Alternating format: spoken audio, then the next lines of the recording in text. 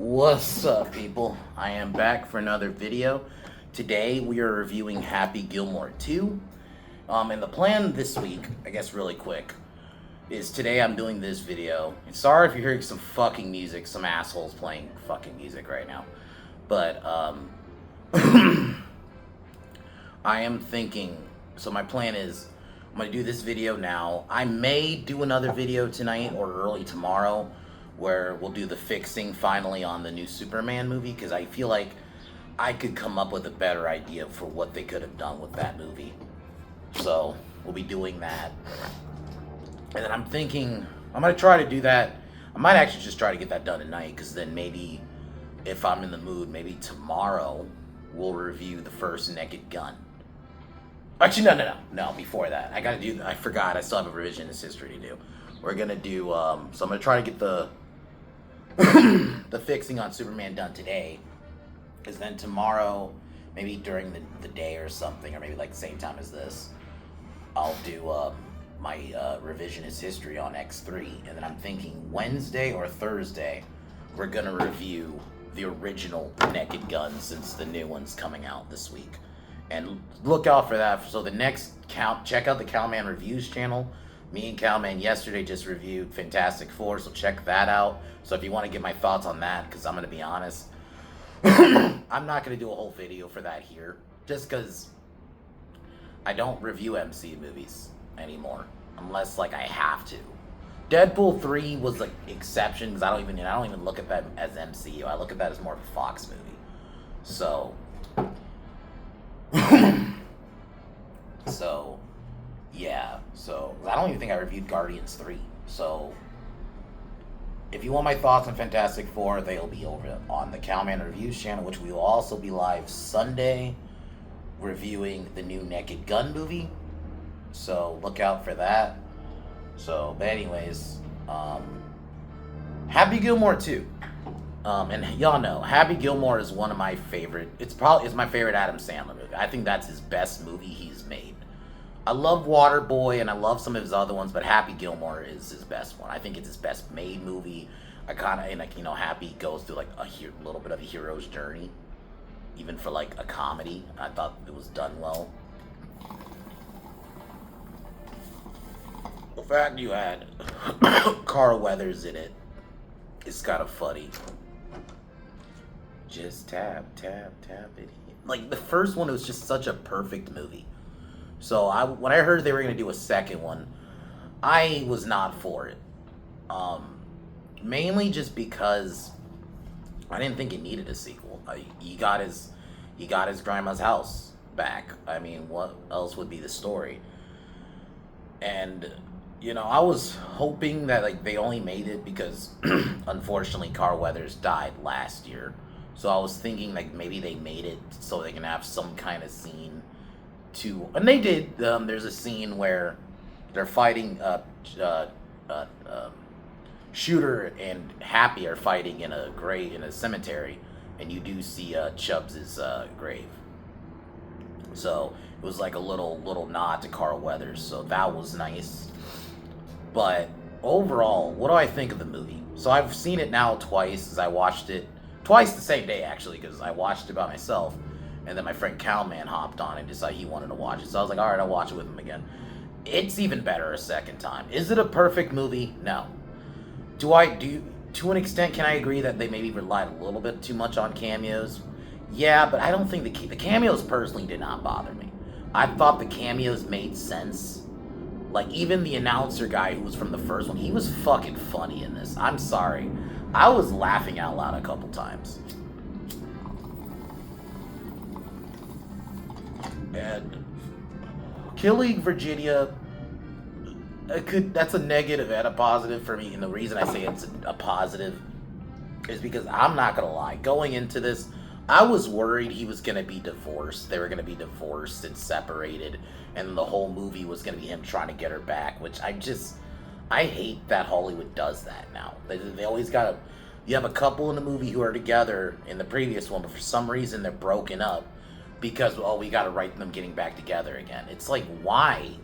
I actually might do a video on that, because that's been done a lot, and I fucking hate it. Because one, I think it's lazy. because it's like, for whatever reason, Hollywood is just scared to write like couples. Like, once they get together, they feel like it's like they don't know what to do when they're together, so they feel like they got to do the chase all over again, so they break them up for some dumb fucking reason so they can get back together so we can do the chase again, when it's like you don't have to do that. So I was worried they were going to go that route with it. That's why, as much as I don't love killing Virginia, because this is kind of a negative, like, I felt like it was a little unceremonious how you killed her, like her just getting hit by a ball. But so the premise is Happy becomes an alcoholic, but I will say I like that he was a good dad. I will agree, because I was watching Talk Nerdy last night, and it was one of Steph's main criticisms, and I kind of have to agree. They made the kids a little too dumb. I think you could have toned down I mean, it didn't bother me per se, but because there was a part of me that's like, I could buy them being his kids. But I agree, they did not need to be. They made them a little too stupid at times. Like, I think there's a way to do that and not overdo it, and I do think they overdid it a little bit. Like, you could have toned it down a smidgen. You didn't have to make them, like, retarded, you know? You could have still, like, you could have made them a little dumb, obviously, but you didn't need to make them, like, retarded. I think they went a little too far on the other side. But outside of the daughter, who's played by his actual kids. And so, yeah, some people thought they overdid it with the cameos. It didn't bother me personally. And, you know, of course it's going to call back to the first movie just because it is. But I think they did it fine here. I didn't feel like they overdid it. I still felt like it played as its own movie, because the whole premise is the Maxi team. I'll admit, I don't remember the main dude who runs it, but he goes to Happy, and Happy turns him down. I do love the gag, though, because Happy's an alcoholic, so everything in his house literally is liquor. There's a gag where you open the remote, it has liquor in it. The clock has liquor in it. Even when the Maxi guy first meets Happy, he's drinking out of a fucking cucumber, which I like. I thought it was pretty funny. So, and he's trying to raise, I think it's like 400,000 or $1 million. I think it's thousands though. I don't think it's $1 million. I'll say 400,000 just for argument's sake. 400,000, I think, for his daughter's ballet. Ooh, the ballet teacher, if you see her in the movie, that's Adam Sandler's real wife. So, I'm not gonna lie, there is some nepotism. And even like the undercover cop chick who busted Ben Stiller, that's Adam Sandler's older daughter. Like, just a little bit like, God damn it, Adam. But outside of that, I thought the callbacks were done well. I love Ben Stiller in this. I thought he was funny. I actually liked that Happy actually had a team. I actually thought that was nice and interesting, considering in the first one, it was kind of just him. He had fans, and then he had Virginia in his corner, and technically his grandma. But it was kind of nice that he actually had an actual team. And I'm not gonna lie, I'll admit I don't know any of the golfers because I don't watch golf. But I really do I actually thought they were funny. Some of them were actually pretty funny. And then the Maxi team, if I had one criticism, I wanted to see more of the Maxi team. I think we should have got a little bit more of them. Like, I felt like we didn't get enough of the villain side. Outside of the main guy, and then, like, Bill, I think his name is Billy, but is played by Haley Joel Osment. I really think we needed more of them a little bit, outside of Billy, who you do see. But he initially starts off as a normal golfer, and he switches sides. But I wanted more of the actual whole team. I think there should have been... This is when I think the movie you could have made a little longer and showed like a little montage of each of the players from the Maxi team. Like even earlier in the movie. Because it's like they don't show up until basically till the tournament. So I was like, I wanted a little bit more development with them. But from what we saw, I thought they were funny. I love the gag with the one guy who was just basically... Because he got knocked out because the one dude did the happy punch where he pulls the shirt over you and then punches him in the face. He did that to the guy. And the whole gag was literally, he was just knocked out the whole time. Throughout the whole tournament. I thought that was funny. And Shooter, who was he was in an insane asylum, gets free by the leader of the Maxi team because he tries to get Shooter, but Shooter doesn't want to join when he realizes that they're trying to taint the game and make it and change it because Shooter's a traditionalist. One of the reasons he hated Happy in the first movie was because he thought he was against tradition. So him and Happy are kind of forced to work together, which I like. I'm actually happy they didn't go, because I'll admit, I predicted initially that he was going to be the villain, or one of the villains. But no, he didn't. They didn't go that route. They actually made him and Happy have to begrudgingly work together. They kind of gave Shooter a redemption arc, in a way. And Shooter's definitely my favorite character in the movie. He was fucking funny. The scene where he throws the fucking coffee on the guy. I know some people thought the Eminem cameo wasn't needed. He was playing the son of the... If you remember the first movie, the guy was like, jackass! He was playing that guy, and then his kids throw him in the pool, or in the water, and then he gets into tries to fight the alligator. I'm sorry, I thought that scene was fun. I was dying at that scene. What, you want some? You brought the whole family! I'm not gonna lie, that got me. Like, there's a couple things that got me in this movie, and I'll admit on the second rewatch, to it, like, I enjoy it. Like, it's not as good as the first one. Like, the first one's like a 9 out of 10 comedy. This one would be like an 8. You know, about an 8.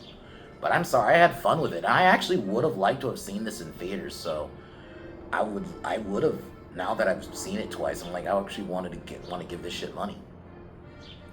And I'm happy Adam was trying with it. That was one of my worries, is because some of his movies, he just doesn't try anymore.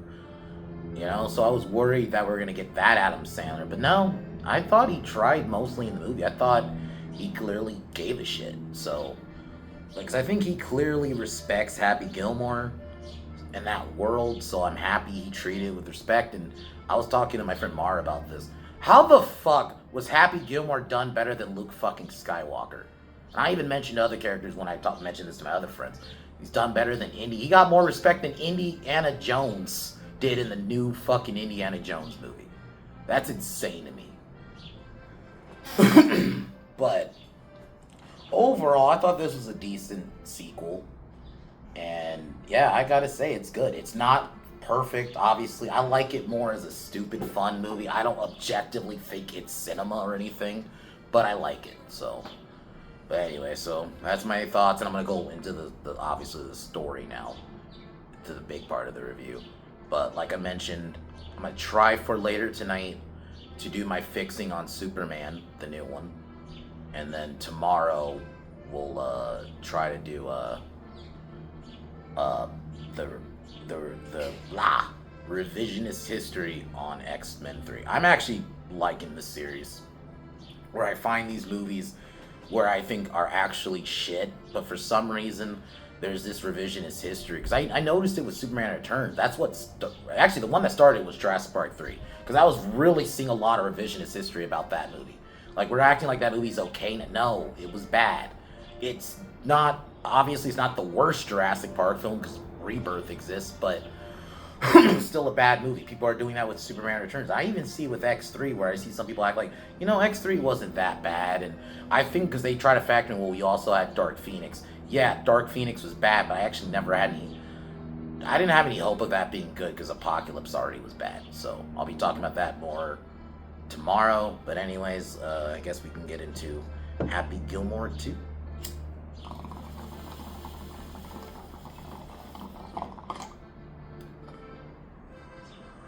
Sorry about the fucking music. Sorry about that.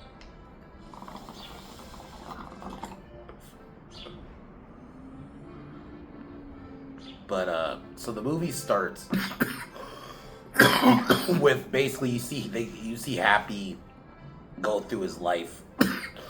I think that's one of the reasons I like the opening, because I like that it kind of in a way. Well, it's Happy narrating it, but it's like you kind of get to see what happened to him after the events of the first one. You see him have kids, have his 4 boys, and then eventually have his daughter. You see him still playing tournaments. He's talking about with his wife, Virginia, who this is kind of all you get of her in the movie. And then outside of like the happy place scenes, and then obviously you have like, if you remember the original, where in the end you see when Happy looks in the sky, you see a Chubbs waving along with the gator. They don't do the gator part, but they do that kind of scene again with Virginia in the end when he wins the tournament. So he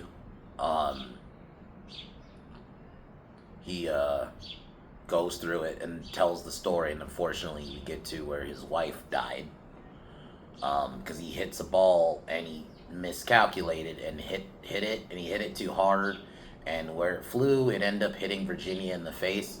And I'm to assume it hit her hard enough and how fast it went, because you know how hard Happy hits, that it would be enough to kill a person. So and at that point, that's when he retired from golf, started becoming an alcoholic, and unfortunately started spending his money more on booze and didn't pay off his car, because there's even a gag where he thought a guy was breaking into his car, and he beats up the guy. I mean, I thought that part was funny, because that was very Happy Gilmore. He's like, hold my beer, and then the guy holds it and he starts beating the shit out of him, and then the guy's partner like locks the door. But yeah, and the guy sued him, unfortunately, so he lost Grandma's house. And then the boys at this point are old enough to kind of live on their own, so they have to live by themselves. The boys live separately. MJF, who's the oldest, I'm assuming they live with him while he lives with his daughter. And they have to move to a new neighborhood, and I love when they move in, you just see fucking Steve Buscemi, who he's probably one of my favorite side characters in the movie. And he's not even like a major character. He's in like a couple of scenes, but all of the scenes he's in, he steals it. Like, he is fucking great. It's like, it's weird. I was saying this to my friends, like, for somebody who wasn't in the first movie, he feels like he fits. Like, it's like, weirdly enough, it's not, he wasn't in the first movie, but he feels like he was in the first movie. He feels like he fits. When the moment he comes in, he's just peeing into a fucking mailbox. I thought that was funny. So his daughter becomes joins ballet and wants to do this ballet recital go to this, I think it's ballet school, right? Something like that. Go to ballet school, and she needs $400,000. And that's when he decides to do hockey again, or golf again, because he wants his daughter to be happy. And that's the one thing I do like in the movie. Yeah, they make him an alcoholic, but they don't make him a bad dad. And they don't do the stupid, like, you know how some movies do, where the kid's like really distant with their dad. I'm happy they did not go that route. Or they didn't have the route of the daughter wasn't like some angsty, rebellious daughter who's just, the whole arc is, I'm angsty, rebellious daughter, and that's all my character is. And they do it with guys too, don't get me wrong. I think I've seen it with both genders, and I think it's lazy writing. Just because they're a teenager or they're a kid does not mean they have to always be angsty with their parents. Not all teenagers just shit talk their parents. Well, teenagers are fine with their parents. I just happy they did not go that route. They could have, but they didn't. So this is the scene, or it's a little bit before this, when the guy from the Maxi team tries to get him to join. But he refuses. And I love the scene where the guy's like, oh, you can't touch me, you'll get fired. And Happy just calls the people and is like, hey, can you turn off the cameras for 90 seconds? And they just do it. And he throws them into the crab pool, or tank. I thought that shit was funny. I'm not gonna lie. I'm like, because I was also worried, because there's some movies I like Adam Sandler, but especially some of his later movies, where sometimes I feel like he's not playing a character, he's just playing Adam Sandler. And there's times that could work, but I was worried with this that he was going to do that. Because Happy, yeah, it's maybe a little bit of Adam Sandler, but I still felt like Happy was still a character. I didn't just feel like, oh, it's just Adam Sandler. Like, there's a little Adam Sandler in there, but I feel like he's still playing a character. So I'm happy that to report in this, he was Happy. I didn't feel like, oh, this is just Adam Sandler. You know, I didn't just feel like he was just not phoning in or anything.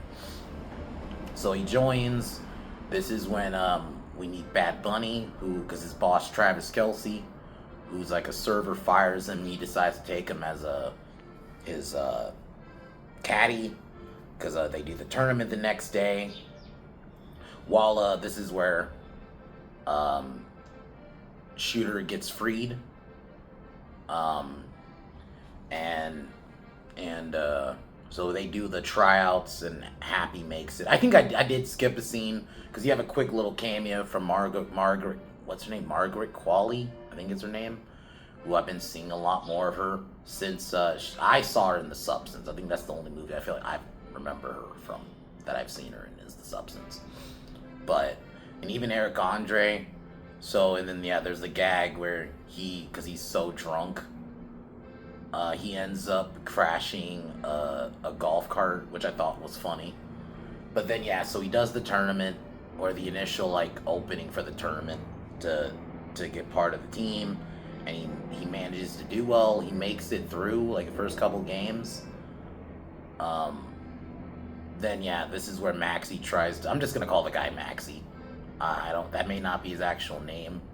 And I like the use of the podcasters in this movie. I thought that was done well too, because throughout the film he's like talking about how he wants to how Maxie's going to take over and change golf. And I like that they used because they could have really made it really cringe with the podcasters and overdid it and not have... No, they were actually part of the movie. I thought they were done well, and the M&M scene, a lot of them were watching and just laughing, which I love.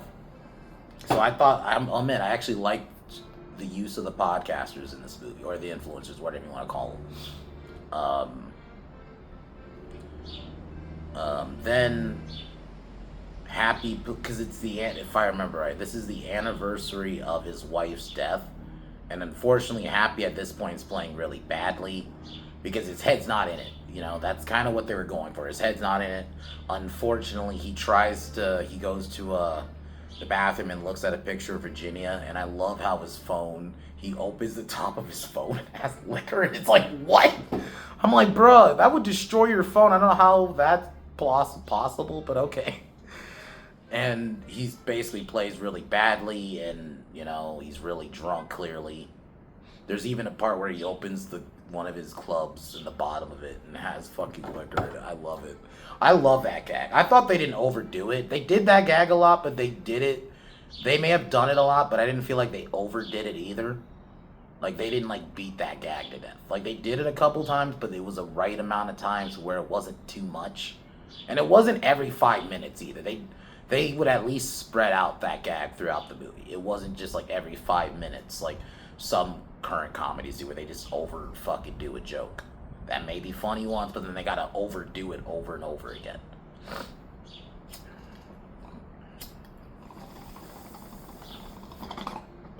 This is then Happy, but yeah, because at this point, the leader of Maxie's having the meeting with Shooter, and Shooter initially seems interested until he tells them the rules, and obviously Shooter, this is an abomination, and the scene where he freaks out, and then the guy threatens basically, oh, I could put you back in, because he said, like, it was hard for me to get you out, but it's probably not gonna be hard for me to get you back in. And then he grabbed his coffee and then just like chucked it at his face. I thought that shit was funny. The way he ran out was funny. Oh, also, yeah, at this point, I forgot to mention, Ben Stiller is acting like an Alcoholics Anonymous kind of group teacher, but all he's basically doing is just forcing them to do work. Basically, he's just doing them basically do free labor on his house and stuff. I thought that shit was fun. I'm sorry, Ben Stiller was fucking great in this movie. He still was funny. So this is where we have the fight between Shooter and Happy. I thought that scene was funny. And yeah, they showed a lot of this scene in the trailers, but I feel like they did a good job of not showing the whole thing, because they only really showed like the start of it, like when Happy steals Shooter's "I eat pieces of shit like you for breakfast" line. I thought that was funny. So they start fighting, and I love the scene when Happy like knocks Shooter down. It's right in front of the grave, in front of Bob Barker's grave, and he does the "Price is Wrong, bitch" again. And basically everybody's in this cemetery, because you had Chubbs is there, Happy's grandma, and I love that scene when he slams Shooter's head on the gravestone, which realistically that should fuck your face up because gravestone's like concrete. But anyway, and he's like, "Sorry, Grandma," and then fucking Shooter says something, and then Happy's like, "Don't you dare talk to my grandma." I thought that shit was funny. So they eventually just both tire out and basically decide they have no choice but to work with each other to take down the Max team.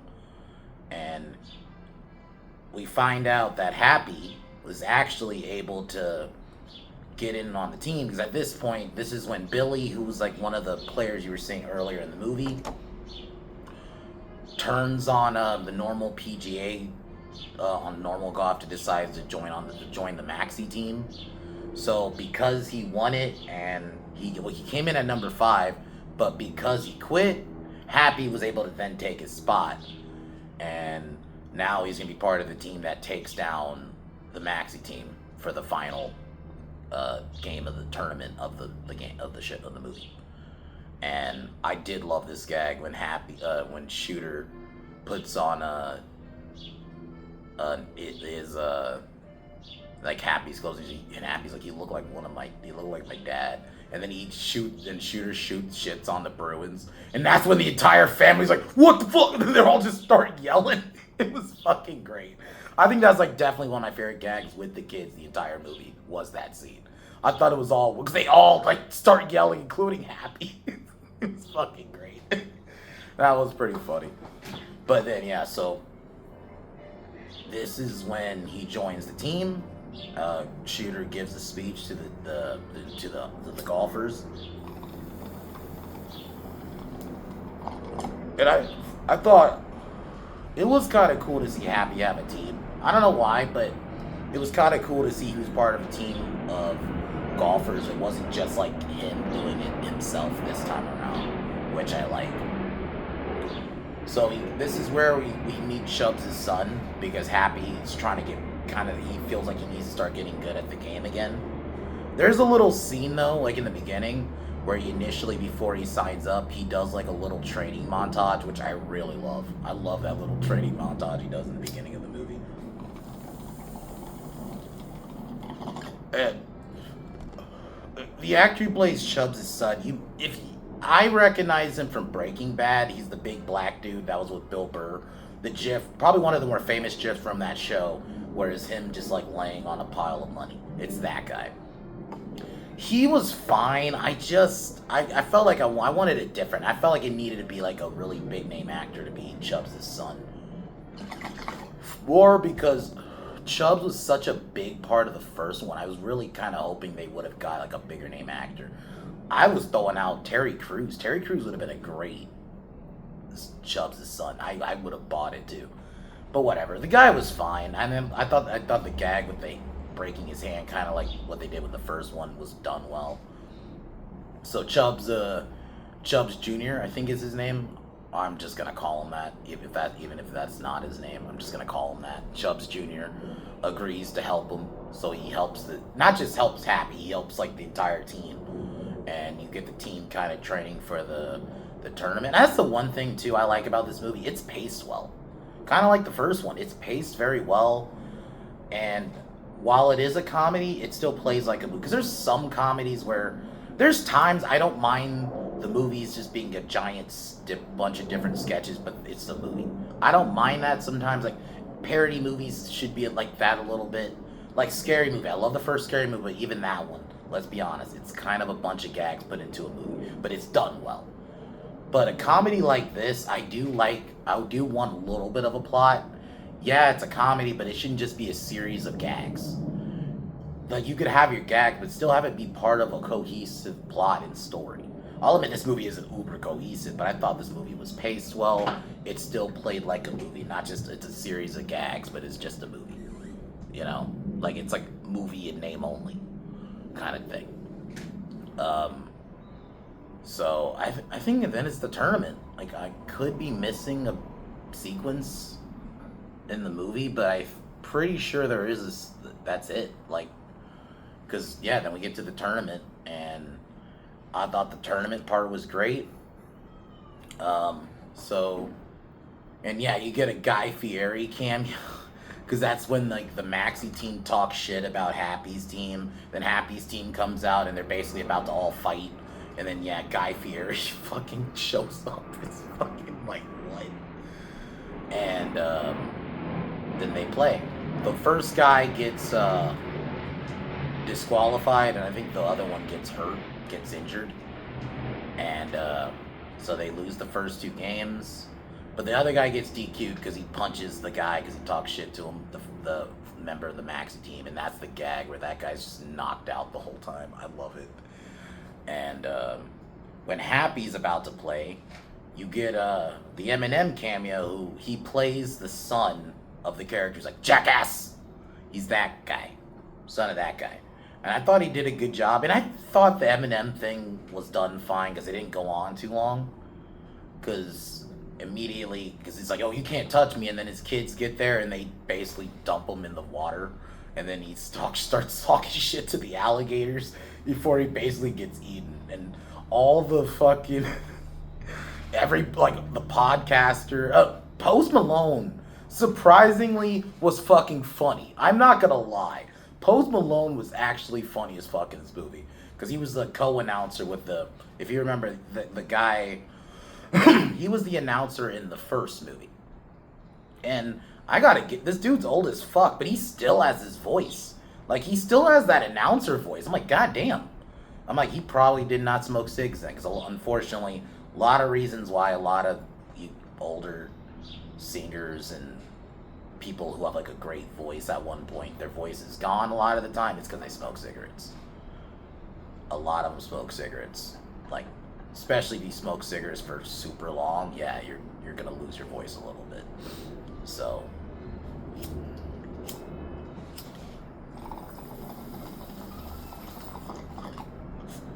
there's even a line where he's like, that's some hood shit. He says it. I was like, what? And I'm gonna say it, this movie has a great soundtrack. I mean, the first one had a great soundtrack. Obviously, Tuesday's Gone comes back, but they even played Carry On Wayward Son, which they apparently... I forgot they played in the first movie. I thought for some reason that they didn't, and I thought it was just this one. Is that Kansas? Because they play it when Happy first goes to talk to his former PGA buddies at the, like, kind of party thing they were doing.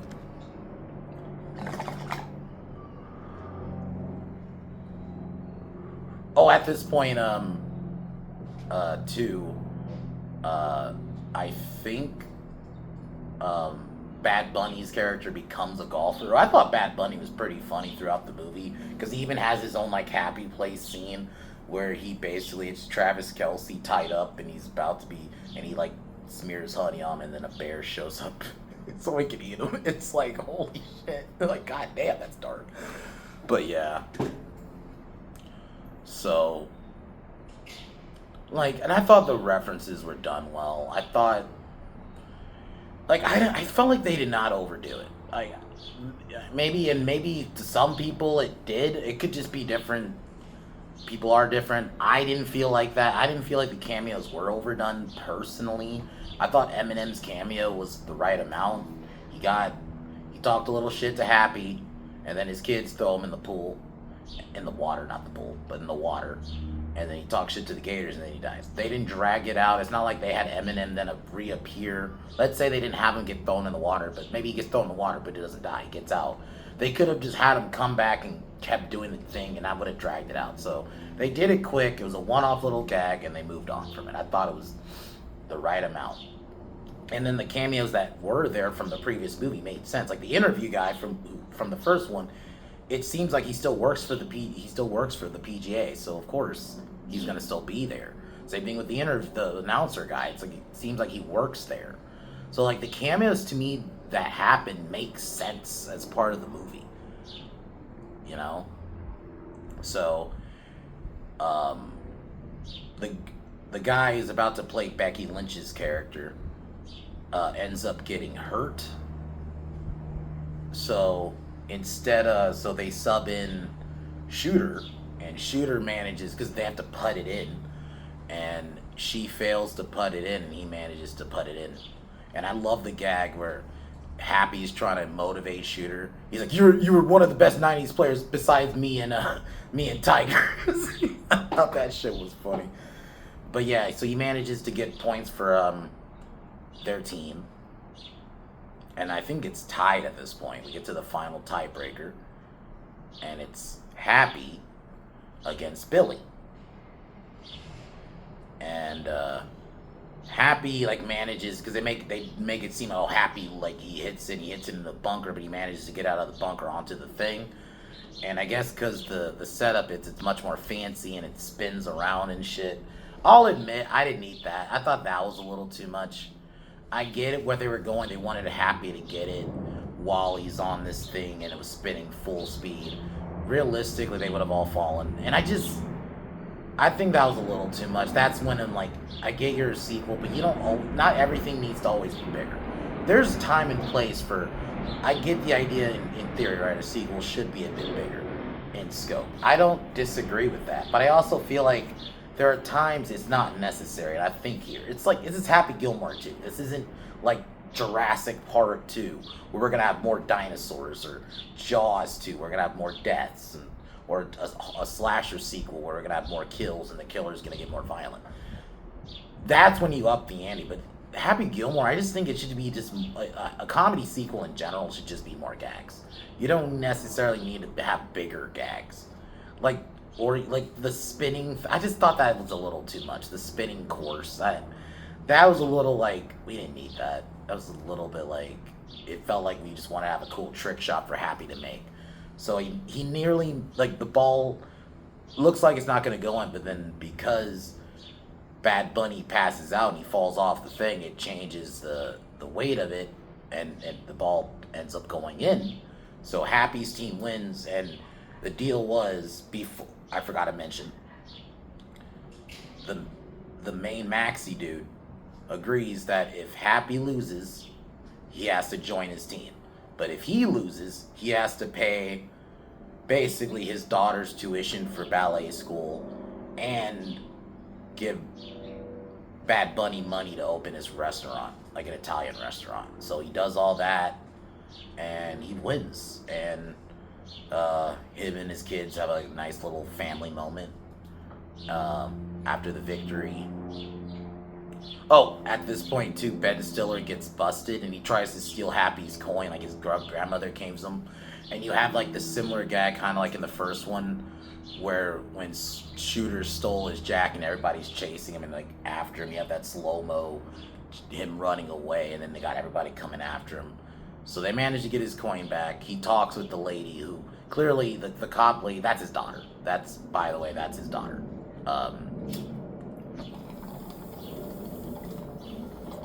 I mean, it was a good scene because it works, because that, even though clearly that's not his daughter in the movie, but it's like, it was cool to let him have a moment with his real daughter, like both of his real daughters. He has a moment with his kids, you know, when they go home, and then he kind of just drives off into the sunset, and they play Tuesday's Gone in the end. So that's the end of Happy Gilmore 2. Overall, this is a good movie. I think this is not perfect. I can agree that some of the criticisms, I do think they made the kids overly stupid, the boys mainly, overly stupid. Like, I think they overdid that a little bit. You could have dialed it down a little bit. And also, like I mentioned, I didn't really care for the spinning course. I thought that was kind of dumb. Because up until that point, it was just normal golf. It was like a normal golf course. And I think they should have just stuck with that. You didn't need the, like, oh, we have to make it spinning and all this shit to add, like, stakes. And it's just, I thought that was a little much. But outside of that, those little grapes, I thought this was funny. I personally don't think they overdid it with the cameos and the... Where there's some flashbacks, yeah, but I think the flashbacks made sense, especially in the beginning, because they had to tell you his life after Happy Gilmore 1. So I thought they did a good job, and I guess he was de-aged in some scenes. I'll be honest, when I first watched it, granted it was just by myself, I didn't notice the de-aging. I was like, oh, it's just Happy. But when I watched it again with Cowman, that's when he's the one who pointed it out. I was like, oh, I didn't even notice it. And I thought the de-aging was fine. It's not like the best de-aging, but it's fine. And it's only for this scene. Like, there's even a section where they play, like, him on SNL. And then there was one shot that was really bad, I will admit. There was like one shot that did not look good. But outside of that, I thought most of the de-aging was fine. And it was only for a little bit.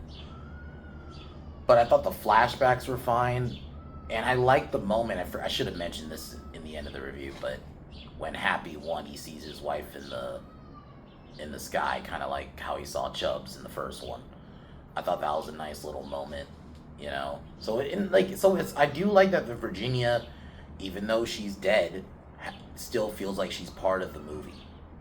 So I do like that because they talk about her a lot. So it's not like her presence. It's like her presence is still felt even though she's not in the movie physically for most of it.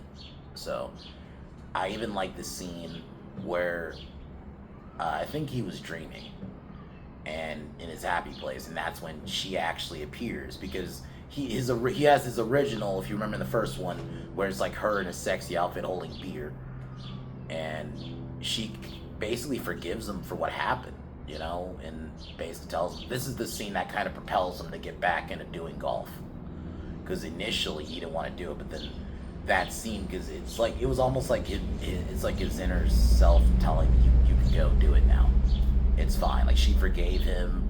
I did like that scene. So I overall like it. It's not the best movie, and there might be some things aren't done well, but I overall love it. I had fun with it. I like that Adam Sandler actually tried with it. He didn't like phone it in, you know, like I was a little bit worried he was.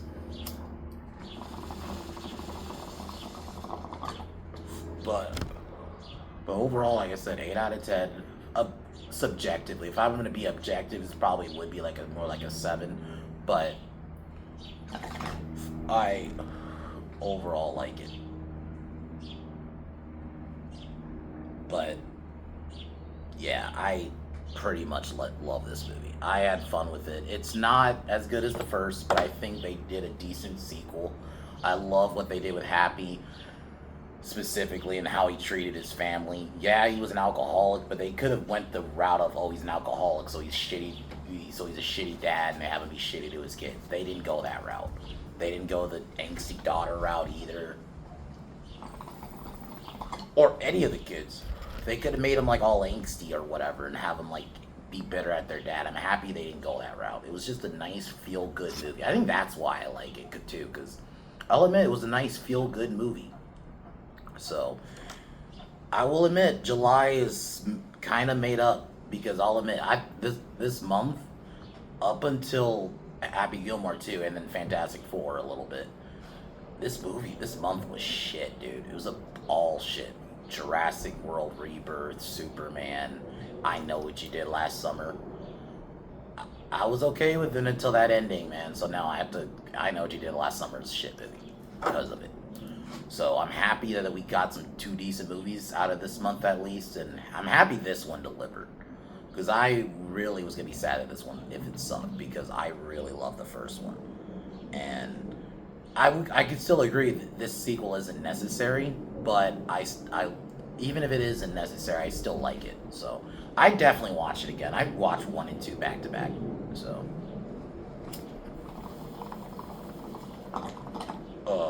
tonight will be the review, not review, but it'll be a fixing of Superman, because I have an idea. Like, I'm gonna keep the same cast. I'm not gonna, like, in a perfect world, I mean, granted, this is my scenario, I could just be like, oh, we're just gonna do another Cavill movie, but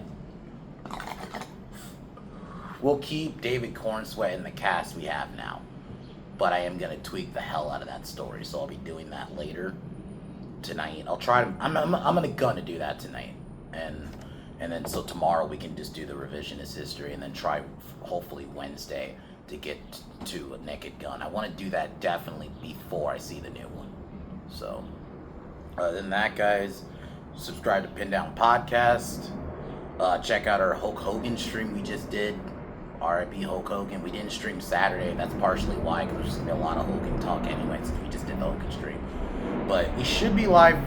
I don't know. Actually, never mind. I don't think we'll be live Saturday, because I just realized it's fucking SummerSlam. But me, I don't know if Cream will be on, but I know at least me and Tyler we're gonna try to go for it and do our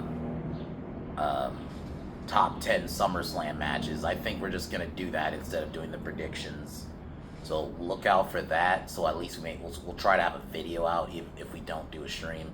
And then definitely Sunday there will be a stream for Cowman Reviews. We'll be checking out Naked Gun, the new one, and hopefully by then I'm gonna see it, but I'm gonna see it on the C's. So I'm gonna have to wait till it gets on the C's, and when it does, I'm gonna still review it on this channel too by myself, and then also do it there.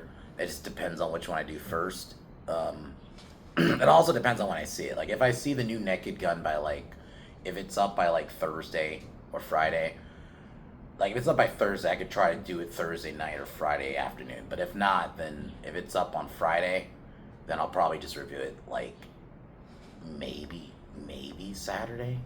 Maybe Saturday night. I'll try to do it. Because I do want to try to do it before we do the Sunday one. But anyway. So look out for that for Cowman Reviews. But other than that, guys, that is pretty much it. Happy Gilmore 2 delivered, mostly. So I'm happy about that.